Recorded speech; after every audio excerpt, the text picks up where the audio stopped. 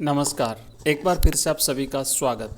देखिए, अपना जो बुक है आज़ादी के बाद स्वर्णिम भारत क्लास 12th के लिए यानी भाग 2 जो है, इसके मैं आपको बहुत ही इम्पोर्टेंट प्रश्न आंसर देने जा रहा हूँ।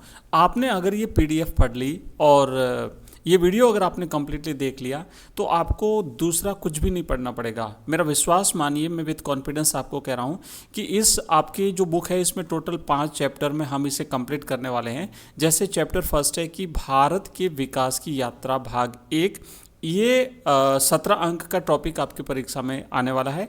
तो इस टॉपिक से जितने भी प्रश्न बन रहे हैं वो सभी प्रश्न हमने कवर किए हैं। मैं इस टॉपिक से आपको 50 प्रश्न आंसर देने वाला हूं। इसी तरीके से चैप्टर 2, चैप्टर 3, चैप्टर 4, चैप्टर 5 प्रत्येक टॉपिक से मैं 50-50 प्रश्न आपको देने वाला हूं। तो ये प्रश्न पढ़ करके जाना। आपका पूरा पेपर अगर नहीं बने तो आप मुझे बता देना। तो आपको इसके अलावा कुछ भी नहीं पढ़ना पड़ेगा। तो चलिए शुरू करते हैं, देखते हैं कितने इंपॉर्टेंट प्रश्न हैं और आप इसे अच्छी तरह से याद कर लें। परीक्षा में अभी टाइम बचा है, आप निश्चित रूप से पूरा का पूरा पेपर हल करके आओगे, ये मेरी गारंटी है। तो पहला प्रश्न है कि भारतीय अंतरिक्ष कार्यक्रम का जनक किसे माना जाता है? तो बच्चों राइट आंसर है डॉक्टर विक्रम साराभाई। याद कर लेना, बहुत ही इंपॉर्टेंट प्रश्न है, बल्कि सारे के सारे प्रश्न इंपॉर्टेंट हैं। दूसरा हमारा प्रश्न है कि इनकोस्पार का गठन किस वर्ष किया गया था? आपको पता है कि नहीं है इनकोस्पार? भी नेक्स्ट में आपको जो प्रश्न आएगा हमारा, मैं स्लाइड के माध्यम से आपको बताऊंगा इनकोस्पार क्या है, इसकी स्थापना क्यों हुई थी, ये क्यों इंपॉर्टेंट है, सारी चीज़ें। अभी फिलहाल इतना याद रखिए, 1962 में, आपको याद है ना 1962 में युद्ध हुआ था भारत और चीन का। तो भारत चाइना का जो युद्ध हुआ उसी दौरान इनकोस्पार का गठन भारत में किया गया था। एक बहुत ही महत्वपूर्ण संगठन था ये। अगला हमारा प्रश्न है इसरो का पूरा नाम बताना है। इसरो जो बहुत ही भारत का एक प्रतिष्ठित संस्थान है, अंतरिक्ष कार्यक्रम के लिए जाना जाता है। तो इसका फुल नाम जो है वो फुल फॉर्म पूछी गई है, पूरा नाम। आई से बनता है Indian, S for space, R for research and O for organisation, यानी भारतीय अंतरिक्ष अनुसंधान संगठन। ये आपको याद रखना है। इंग्लिश में भी याद रखेंगे क्योंकि इंग्लिश में भी आपको लिखना पड़ेगा, जैसे ISRO लिखा है तो, और हिंदी में भी आप लिख सकते हैं भारतीय अंतरिक्ष अनुसंधान संगठन। चलिए नेक्स्ट देखो, अगला हमारा प्रश्न है। अगला क्वेश्चन है कि इसरो की स्थापना कब हुई थी?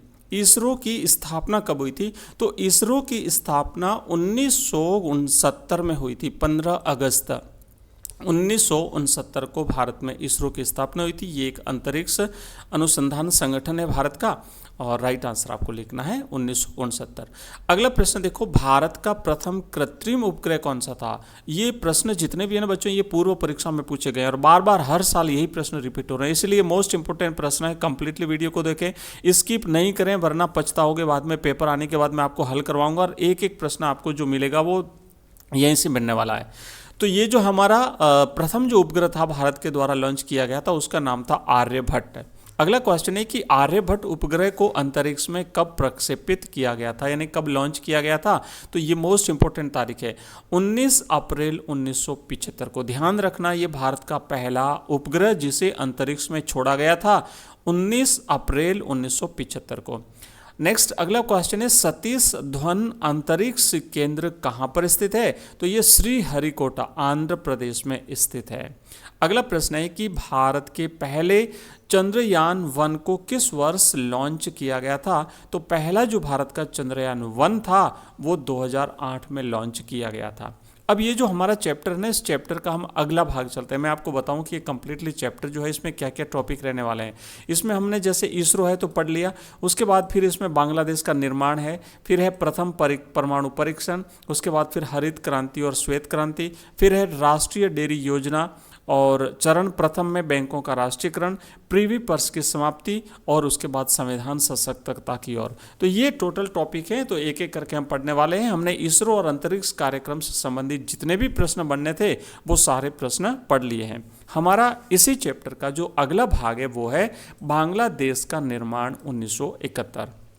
चलिए, तो प्रश्न ये है 9वां कि बांग्लादेश का निर्माण किस वर्ष हुआ था? तो आपको आंसर लिखना है 1971 में हुआ था। भारत और पाकिस्तान के बीच में जो युद्ध हुआ था, उस युद्ध में भारत ने जो पूर्वी पाकिस्तान था उसको बांग्लादेश के रूप में, एक नए राष्ट्र के रूप में उदय होने में पूरी की पूरी मदद करी थी। अगला प्रश्न है, बांग्लादेश बनने से पहले उसे किस नाम से जाना जाता था? तो पहले उसे पूर्वी पाकिस्तान के नाम से जाना जाता था। 11वां प्रश्न है कि बांग्लादेश के स्वतंत्रता संग्राम के प्रमुख नेता कौन थे? तो आपको आंसर लिखना शेख मुजीबुर रहमान। अभी जो शेख हसीना है जो भारत में निर्वासित जीवन व्यतीत कर रही है, तो इन्हीं के जो पिता थे शेख मुजीबुर रहमान, ये उस समय के नेता थे। नेक्स्ट है, मुक्ति वाहिनी सेना का संबंध किस देश की आज़ादी से था? तो वो बांग्लादेश की आज़ादी से था, याद रखना है। नेक्स्ट क्वेश्चन है, 1971 के भारत पाक युद्ध के समय भारत की प्रधानमंत्री कौन थी? तो 1971 में भारत पाकिस्तान का जो युद्ध हुआ था उसमें श्रीमती इंदिरा गांधी भारत की प्रधानमंत्री थी। अगला क्वेश्चन है, 16 दिसंबर 1971 को पाकिस्तानी सेना के किस जनरल ने आत्मसमर्पण किया था? तो ये मोस्ट इंपॉर्टेंट है बच्चों, याद रखना, जनरल ए.के. नियाजी। अगला क्वेश्चन है कि 1971 के युद्ध के बाद भारत और पाकिस्तान के बीच में कौन सा समझौता हुआ था? तो शिमला समझौता 1972 में हुआ था। युद्ध 1971 में हुआ था और शिमला समझौता 1972 में हुआ था। चलिए, इसी चैप्टर का हमारा नेक्स्ट जो भाग है वो है प्रथम परमाणु परीक्षण। प्रथम परमाणु परीक्षण से संबंधित एक प्रश्न जरूर आपकी परीक्षा में पूछा जाता है और इस टॉपिक से जितने भी प्रश्न बनते हैं वो सारे हम कवर कर रहे हैं, तो जो भी प्रश्न पूछा जाएगा वो आपको इसी में से मिल जाएगा। पहला प्रश्न है कि भारत ने अपना पहला परमाणु परीक्षण कब किया था? आप सभी को याद है 18 मई 1974 को, है ना। 1971 को बांग्लादेश का निर्माण हुआ था, उसके 3 साल बाद 1974 में भारत ने 18 मई को पहला परमाणु परीक्षण राजस्थान के पोखरण में किया था। नेक्स्ट प्रश्न है कि भारत का पहला परमाणु परीक्षण कहाँ किया गया था? तो वो पोखरण, जैसलमेर जिला, राजस्थान में किया गया था। अगला क्वेश्चन है कि 1974 के परमाणु परीक्षण का कोड नेम क्या था? तो वो था स्माइलिंग बुद्धा, मुस्कुराते हुए बुद्ध, ये कोड वर्ड था, है ना, निक नेम था। उसके बाद है कि भारत के परमाणु कार्यक्रम का जनक किसे कहा जाता है? डॉक्टर होमी जहांगीर भाभा को भारत के परमाणु कार्यक्रम का जनक कहा जाता है। नेक्स्ट प्रश्न है कि भारत की परमाणु नीति का मुख्य उद्देश्य क्या है? तो भारत की परमाणु नीति का मुख्य उद्देश्य है शांतिपूर्ण कार्यों के लिए ऊर्जा का उपयोग और न्यूनतम अवरोधक क्षमता। तो ये थे हमारा जो पहला परमाणु परीक्षण था उससे संबंधित प्रश्न। और अब हमारा अगला टॉपिक है वो है हरित क्रांति। हरित क्रांति से रिलेटेड जितने भी प्रश्न बनने वाले हैं वो सारे के सारे हमने कवर किए हैं और आप विश्वास मानिए निश्चित रूप से हरित क्रांति पर आपकी परीक्षा में प्रश्न बनेगा और वो प्रश्न यहाँ से बाहर नहीं जाएगा। प्रश्न है कि हरित क्रांति का मुख्य उद्देश्य क्या था, क्यों आखिर हरित क्रांति को भारत में अपनाना पड़ा? तो मुख्य समस्या थी खाद्यान्न उत्पादन में आत्मनिर्भरता प्राप्त करना, क्योंकि अभी तक भारत को खाद्यान्न के लिए विदेशों पर, दूसरे देशों पर, अमेरिका जैसे राष्ट्रों पर निर्भर होना पड़ता था, वहां से खाद्यान्न आयात करना पड़ता था देश को। तो अब जरूरत थी कि देश में ही खाद्यान्न का इतना उत्पादन किया जाए कि कम से कम हम अपनी आवश्यकता की पूर्ति कर सकें। नेक्स्ट प्रश्न है कि भारत में हरित क्रांति की शुरुआत किस दशक में हुई थी? अगर दशक पूछा जाता है तो 1960 के दशक में लिखेंगे और अगर आपको पूछा जाता है कब की गई थी, सन अगर पूछा जाता है तो 1966-67 आपको लिखना है। अगला क्वेश्चन है विश्व स्तर पर हरित क्रांति का जनक किसे माना जाता है? मतलब वर्ल्ड लेवल पर पूछा, ध्यान रखना। तो नॉर्मन बोरलॉग जो है वो आपको इसका राइट आंसर करना है। और अगर भारत में पूछा जाता है कि भारत में हरित क्रांति का जनक किसे माना जाता है तो राइट आंसर है MS स्वामीनाथन को।